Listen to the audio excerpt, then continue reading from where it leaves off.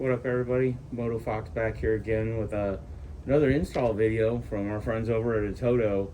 I really like ATOTO.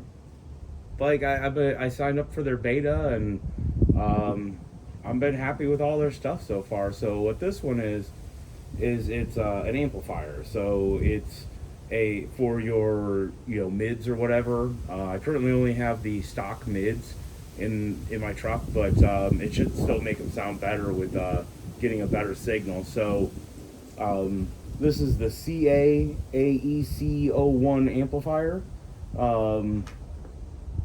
and the wiring harness for it should be pretty simple, where it just wires from one to the other. I don't even know if I'll use the other cable. I, of course, haven't ever hooked one of these in particular up before. So then this is the actual amplifier itself. Only a couple connections on the back, and then the fuses, and then it has a one of the sides, there we go, has RCA's for a preamp out. Then a couple of different adapter brackets and the screws. And so the next step here is I'm going to go ahead and take the radio out from the truck.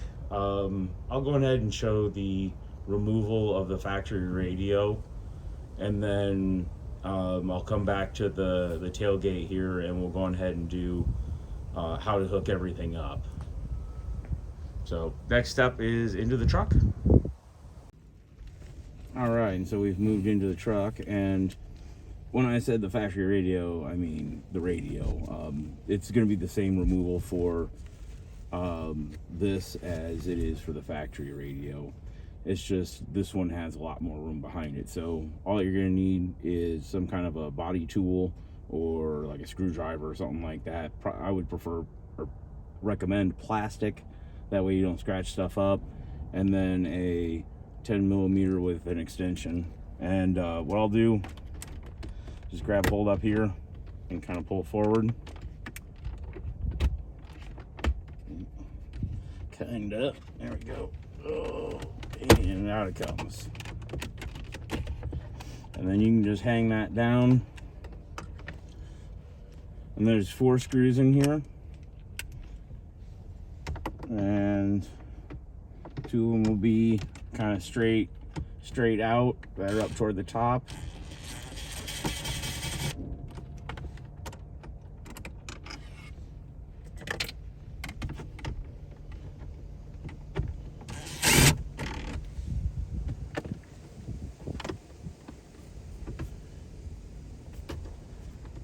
Hopefully my watch isn't making everything zoom in.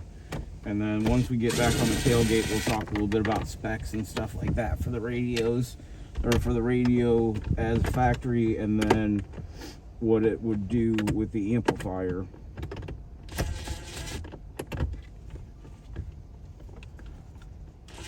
And there's somewhere, I got it loose.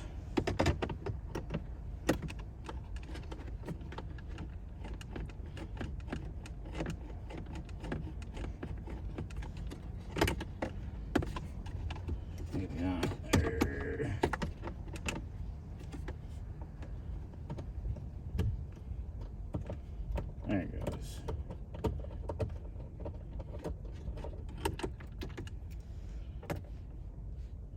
All right, now that we have the 4 screws out, you'll just grab on here and pull up and pull out, and be careful of the inox 92 that's behind it, but you see it has that much room back there. And then we just have our connection. So let me finish pulling this off, and we'll go back to the tailgate.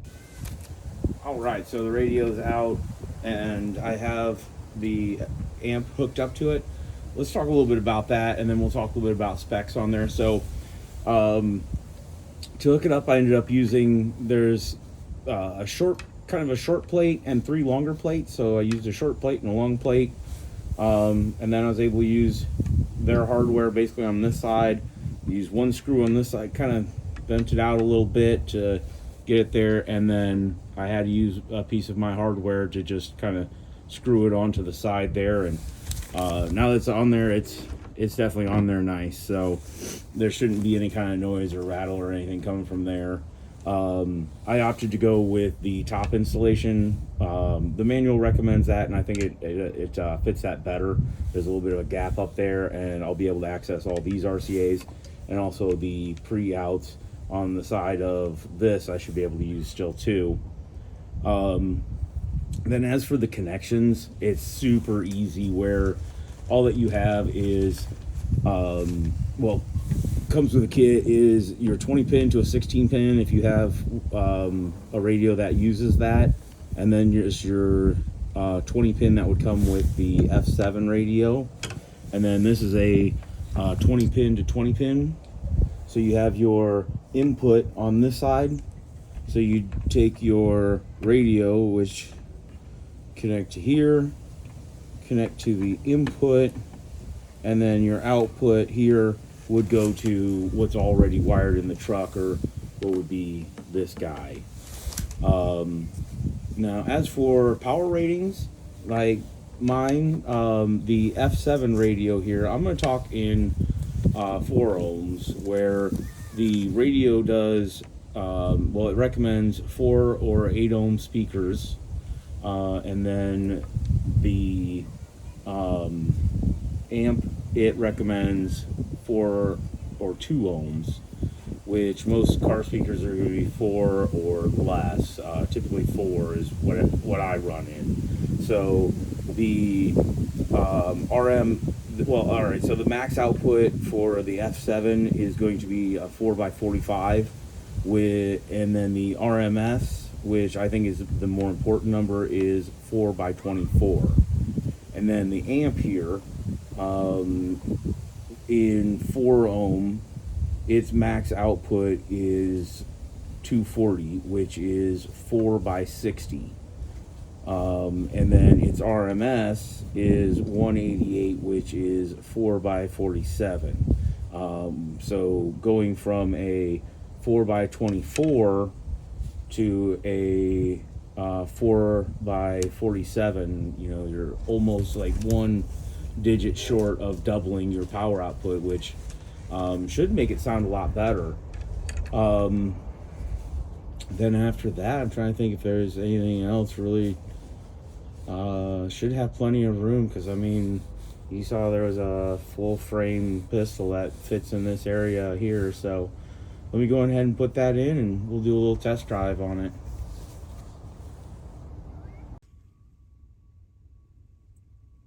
Alright, cool. So I got it installed, and from all outward appearances, I haven't done anything.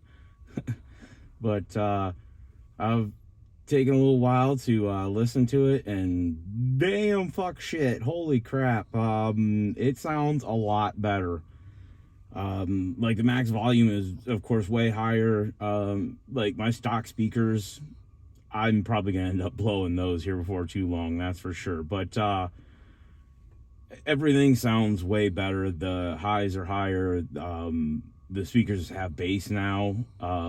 Compared to the factory radio, the ATOTO was already an upgrade. Like, I mean, it sounded so much better than the factory radio, and now with that, yeah, I'm definitely gonna do some subs, and I'm gonna have to upgrade my all my factory speakers in here, because I was getting to points where they were struggling. But at the same time, I'm definitely impressed. Like, I'm happy with it. So final thoughts: for the money, it's really definitely worth it. I mean, I've hooked up other preamps before where you know, one, finding room behind the dash, like amps have gotten a lot smaller, but this one is really nice and small, and I didn't have to splice any wires. It was just connecting one to the other.